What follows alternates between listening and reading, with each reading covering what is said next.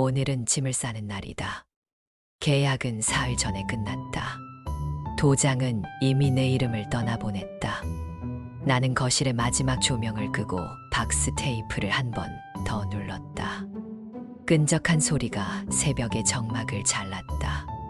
벽에는 사각형의 먼지 자국만 남았다. 가족 사진이 걸려 있던 자리다.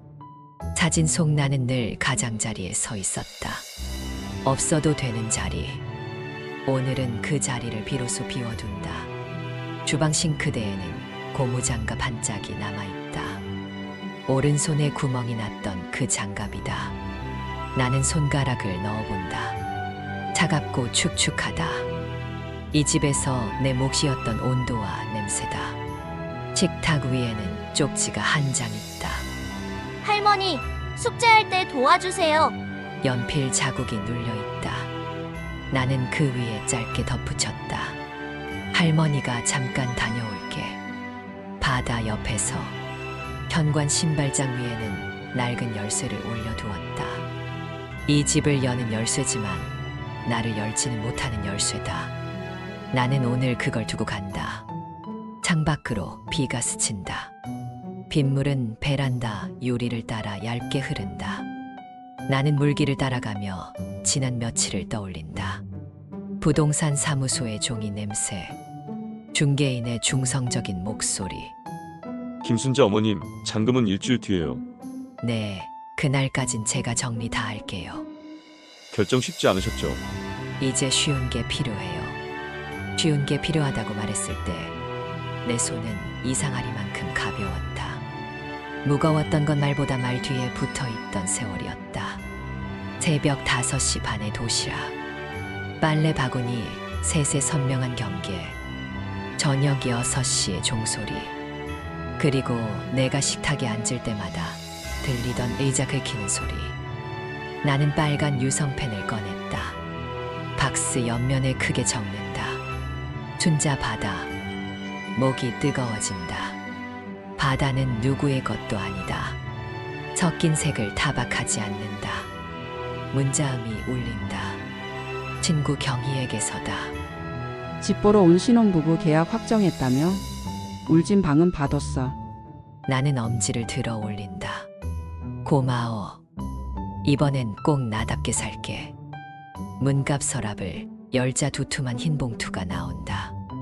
가사도우미 일할 때부터 모은 현금이 눌려있다. 나는 그 봉투를 살짝 쓰다듬는다. 한때는 아이들 학원비, 며느리 산후조리원, 아들 사업자금의 이름으로 사라지던 돈이다. 오늘부터는 나의 이름으로 남는다. 문득 현관 비밀번호 입력 소리가 들린다. 삑, 삑, 삑, 삑. 익숙한 내 자리. 나는 숨을 고르고 소파에 앉는다. 문이 열린다. 캐리어가 복도 벽에 부딪히는 둔탁한 소리. 주경이 먼저 들어온다. 어머니, 이게 뭐예요? 왜 박스가 나와 있어요? 아들이 뒤이어 들어온다. 피곤한 얼굴. 머리에는 바닷바람의 소금기가 아직 붙어 있다. 나는 천천히 일어난다. 박스의 라벨들이 장정처럼 줄을 선다. 춘자 사진, 춘자 옷, 춘자 기록. 규칙적인 글자들이 마치 나를 호위하는 것 같다. 나는 소파 등받이에 가볍게 손을 올린다. 낡은 가죽이 손바닥에 익숙한 주름을 남긴다. 나는 그 주름을 한 번 쓸어 넘기고 입을 연다. 나 이 집 팔았어. 순간 거실 공기가 멎는다. 아들의 입술이 반쯤 열린 채로 멈춘다. 손녀의 눈동자가 빠르게 흔들린다. 주경의 손목에서 키링이 짤그랑 소리를 낸다. 뭐라고요, 어머니? 집을요? 지금요? 그럼 우리는 나는 고개를 젓는다. 사흘 전 계약했고 잔금은 일주일 뒤야. 오늘은 내가 내 삶을 포장하는 날이야. 아들이 조심스레 묻는다. 엄마 갑자기 왜 이러는 거예요? 나는 갑자기라는 단어에 작게 웃는다. 갑자기는 아니지. 매일 새벽과 매일 6시가 쌓여서 오늘이 된 거야. 주경이 목소리를 낮춘다. 그럼 저희는 어떻게 하라고요? 나는 천천히 돌아본다. 알아서 해. 그동안 나한테 하던 대로. 손녀가 나를 본다. 입술을 깨문다. 나는 미소를 보낸다. 숙제는 스스로 해도 되지. 아이의 눈이 붉어진다. 내 마음도 살짝 흔들린다. 하지만 오늘은 흔들림을 두고 떠나는 날이다.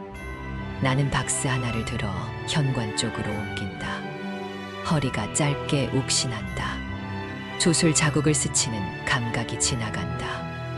나는 그 감각을 탁 내려놓는다. 괜찮아. 이제 내 몸을 내가 챙겨. 전화가 울린다. 중개사무소다. 어머님, 오늘 퀵으로 잔금 안내서 발송했습니다. 일정대로면 일주일 뒤에 잔금 입금됩니다. 네, 알겠어요. 그날 이후 이 주소로는 우편 오지 않게 해주세요.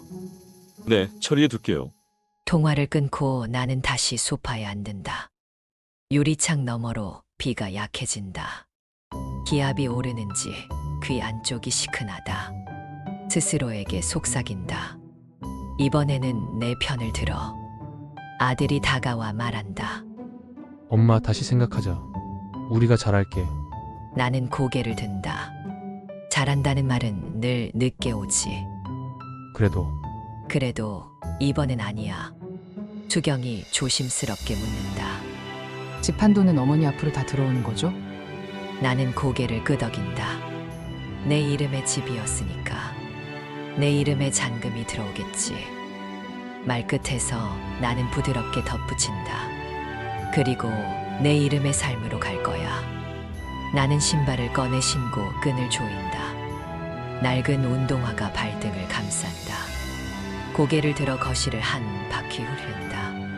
소리 없이 작별 인사를 한다. 고맙다. 나를 버티게 해준 모든 날들아. 미안하다. 나를 늦게 알아봐서. 문 앞에서 마지막으로 뒤돌아본다. 테이프 자국이 반짝인다. 나는 각자의 박스에 손바닥을 한 번씩 얹는다. 춘자 바다. 내 손바닥 온도가 글자에 스민다. 그 온도가 식기 전에 떠나야 한다. 문을 열자 축축한 공기가 볼을 스친다. 복도 끝 창문 틈으로 바람이 울린다. 아들이 어깨를 움츠리고 묻는다. 엄마 그럼 우리는? 나는 답 대신 현관선을 발끝으로 가볍게 두드린다. 내가 그어온 선이 오늘 바뀐다는 뜻이다. 엘리베이터 버튼이 불을 밝힌다. 나는 마지막으로 한 문장을 남긴다. 일주일 뒤면 여기 주소록에서 김순자는 지워질 거야. 대신 다른 곳에서 더 진하게 적힐 거고. 문이 열리고 나는 박스를 안고 탄다. 문이 닫히는 사이 비 냄새가 좁은 칸을 채운다. 나는 고개를 들고 숨을 깊게 들이마신다. 처음으로 쉽게, 길게, 내 호흡대로. 층수가 하나씩 내려간다. 숫자가 바뀔 때마다 내 안의 숫자들도 바뀐다. 남의 시간에서 내 시간으로. 남의 이름에서 내 이름으로. 남의 집에서 내 바다로. 띵 소리가 울린다.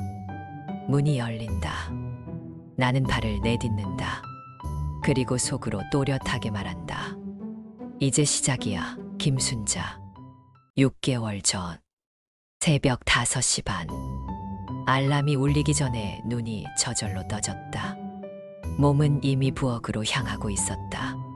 밥솥에 쌀을 씻고 도시락통 4개를 줄지어 꺼냈다. 첫째 손녀 도시락에는 계란말이, 둘째 손녀 도시락에는 불고기, 아들 도시락엔 제육볶음, 며느리에겐 닭가슴살 샐러드. 정작 내 도시락은 어디에도 없었다. 나는 한 번도 내 도시락을 챙겨본 적이 없었다. 어머니 빨래는 분리하셨죠? 주경이 방문을 열자마자 물었다. 눈길은 나에게가 아니라 바구니에 꽂혀 있었다. 하얀 바구니는 손녀들 옷, 파란 바구니는 아들과 며느리 옷, 빨간 바구니는 내 낡은 블라우스. 나는 습관처럼 대답했다. 응, 다 따로 했어. 그 순간 또다시 확인되었다. 나는 이 집의 가족이 아니라 가정부였다. 잠시 소파에 앉아 TV를 켰다. 드라마 오프닝 음악이 흘러나오자 수경이 인상을 찌푸렸다. 어머니, 이 시간에 TV는 좀 시끄럽잖아요. 리모컨이 그녀 손에 들어가며 화면이 꺼졌다. 거실이 다시 조용해졌다. 나는 그저 가구의 한 조각처럼 앉아 있었다. 퇴근한 아들이 말했다. 엄마, 요즘 집에서 냄새 좀 나는 것 같아요. 청소 좀 더 자주 해요. 내일 친구들 온단 말이에요. 잠시 후 덧붙였다. 그리고 어머니 빨래랑 제 와이셔츠 섞이지 않게 조심 좀 해요. 회사에서 티 나면 곤란해요. 내 옷이 아들의 체면을 깎는다는 뜻인가. 가슴이 쿵 내려앉았다. 나는 웃으려 했지만 입가가 떨렸다. 밤이 되자 수경이 방문을 열었다. 어머니, 내일 아침에 김치찌개 좀 해주세요. 애들 입맛 맞게 맵지 않게요. 그리고 청소는 오전 일찍 끝내셔야 해요. 점심에 손님 와요. 나는 짧게 대답했다. 알았다. 하지만 속으로는 되물었다.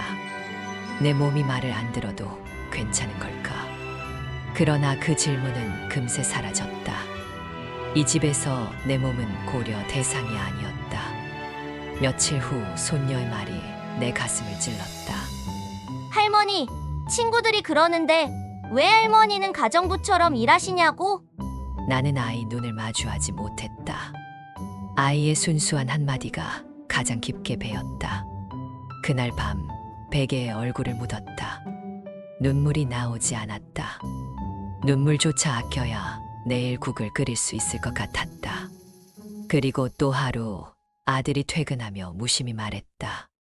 엄마, 요즘 엄마가 집에 있어서 좀 답답해. 애들도 눈치 보고 우리도 자유롭게 지내고 싶거든. 엄마가 조금만 양보하면 안 돼요. 순간 속에서 불이 일었다. 내가 왜 양보해야 하지? 이 집을 산 건 나인데. 하지만 입 밖으로 나온 건 또다시. 그래, 알았다. 그 말과 함께 내 이름은 또다시 지워졌다. 그날 밤 식탁 위에 놓인 메모지를 들여다봤다. 저녁 6시. 청소 완료할 것. 나는 두 손으로 그 종이를 찢어버렸다. 하얀 조각이 바닥에 흩날렸다. 종이가 찢어질 때 오래 눌려있던 내 마음도 함께 찢겨나가는 것 같았다. 나는 더 이상 가정부가 아니다. 나는 처음으로 그렇게 속삭였다. 바닥에 흩어진 종이 조각들. 그 위에 내 발자국이 남았다. 나는 처음으로 작지만 분명한 반항을 했다. 그리고 어렴풋이 알았다. 이 반항이 언젠가 큰 결심으로 이어지리라는 걸. 그로부터 한 달 뒤 하루는 밤새 열이 내리지 않았다. 체온계는 39도를 가리켰고 이불은 식은땀으로 젖어 있었다. 숨조차 가쁜데 방문이 벌컥 열렸다. 어머니, 아프신 건 알겠는데 저녁은 어떻게 하실 거예요? 애들은 밥을 먹어야 하잖아요. 수경의 말은 칼날처럼 날카로웠다.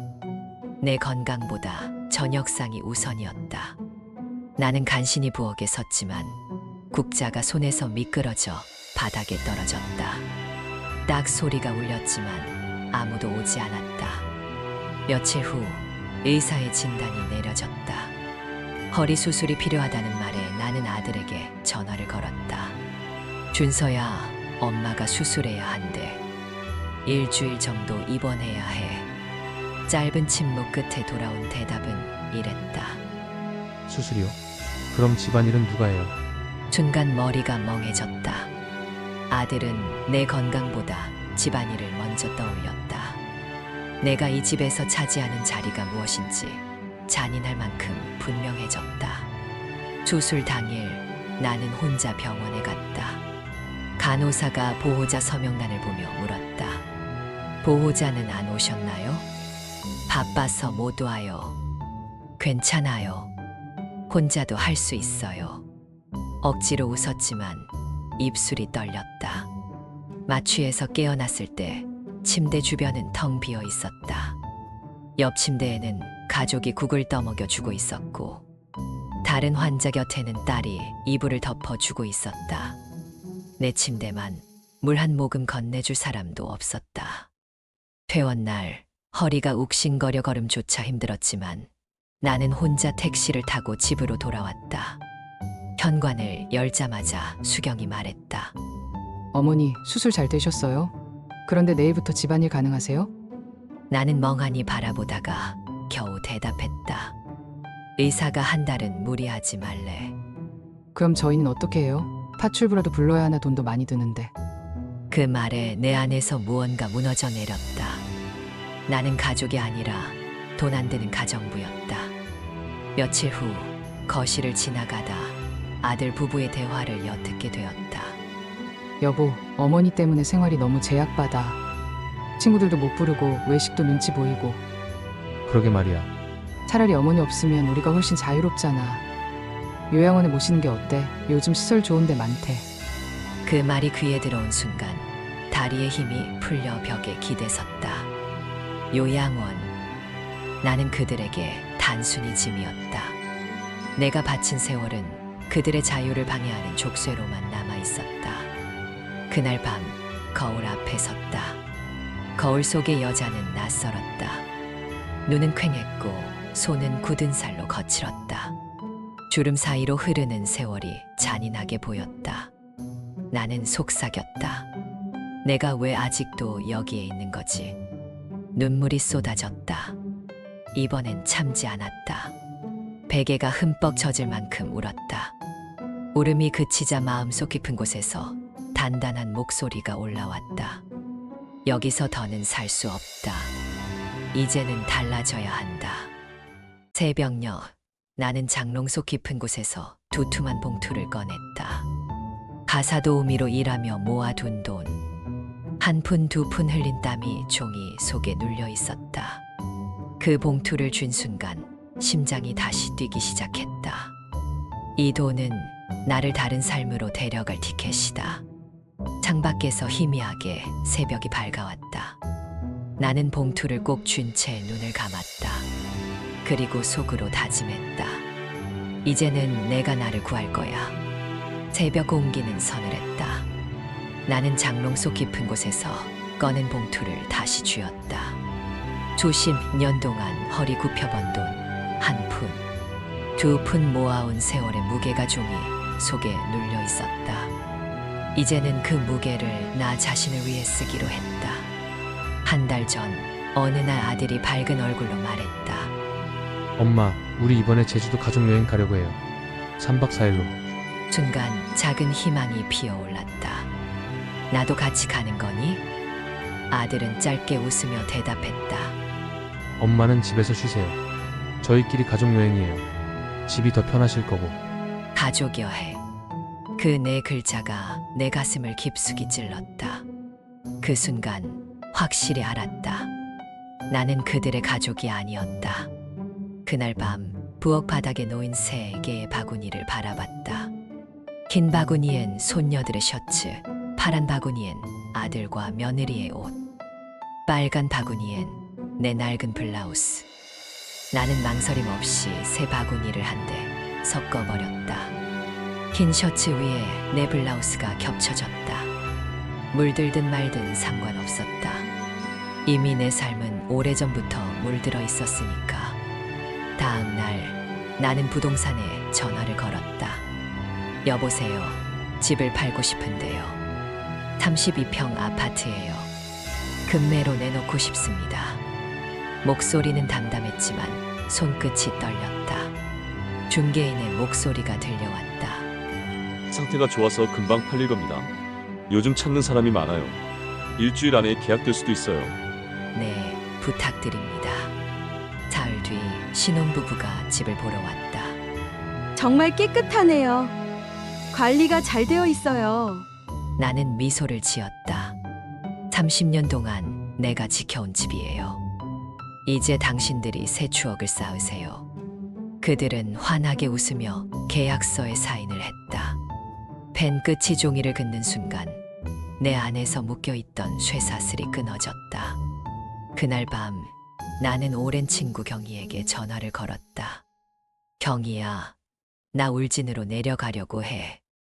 바닷가 근처 집 좀 알아봐 줄래? 조화기 너머로 힘찬 목소리가 울려왔다. 잘했어, 순자야. 드디어 내가 너답게 사는구나. 내가 언니한테 부탁해 볼게. 집 안에는 박스가 하나씩 늘어갔다. 낡은 집기 몇 개, 옷가지, 그리고 강아지 아리의 목줄 하나.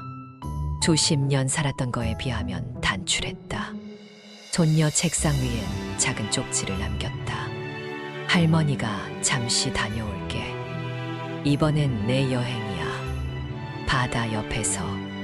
며칠 뒤 아들 가족이 제주도 여행을 마치고 돌아왔다. 현관문이 열리자 수경이 놀란 목소리를 냈다. 어머니, 이게 다 뭐예요? 무슨 박스들이에요? 나는 소파에 앉아 있다가 천천히 고개를 들었다. 담담하게 말했다. 내가 이 집 팔았어. 순간 거실 공기가 멎었다. 아들의 얼굴은 하얗게 질렸고 손녀들은 서로를 바라봤다. 수경은 손을 부들부들 떨며 외쳤다. 뭐라고요? 집을 팔았다니요? 나는 흔들림 없는 목소리로 말했다. 그래. 이제 나도 내 삶을 살 거야. 너희는 자유를 원했잖아. 이제 진짜 자유를 줄게. 소파 위에는 계약금 영수증이 놓여 있었다. 아들은 그것을 붙잡고 아무 말도 하지 못했다. 나는 창밖으로 스며드는 빛을 바라보며 속삭였다. 이제부터는 김순자로만 살아간다. 울진에서의 아침은 늘 바다 냄새로 시작됐다. 창문을 열면 파도 소리가 가장 먼저 들어왔다. 나는 작은 텃밭에 물을 주고 아리와 함께 바닷가를 걸었다. 발밑 모래가 스르륵 흘러내릴 때마다 지난 세월의 무거움도 조금씩 흩어지는 듯했다. 이웃들은 나를 순자씨라 불렀다. 누구의 엄마, 누구의 할머니가 아닌 내 이름 그대로. 그 소리가 처음엔 낯설었지만 이젠 세상에서 가장 따뜻한 호칭이 되었다. 하루는 대문 앞에 낯익은 그림자가 섰다. 아들이었다. 수척한 얼굴, 축 처진 어깨. 엄마, 요즘 우리 너무 힘들어. 장모님 댁에 얹혀 살다 보니 눈치만 보고. 엄마 마음 이제야 조금 알 것 같아. 엄마, 다시 같이 살면 안 될까? 나는 아들의 두 눈을 똑바로 바라봤다. 그리고 천천히 고개를 저었다. 준서야, 나는 이제 혼자가 좋아. 더 이상 누구 뒷바라지 안 해. 내가 진짜 효도하고 싶으면 내 가족끼리 잘 살아. 그게 엄마한테는 제일 큰 효도야. 아들의 입술이 떨렸다. 그러나 나는 마음을 굳게 지켰다. 며칠 후 손녀들에게서 편지가 도착했다. 할머니, 여름방학에 울진집에 놀러 가도 돼요? 할머니 보고 싶어요. 나는 미소 지으며 답장을 썼다. 할머니도 보고 싶어. 하지만 하루만 와야 해. 그리고 꼭 엄마 아빠랑 같이 와야 한다. 편지를 접으며 마음속에 다시 다짐했다. 나는 더 이상 가정부 할머니로 살지 않는다. 저녁 무렵 바닷가에 앉아 노을을 바라봤다.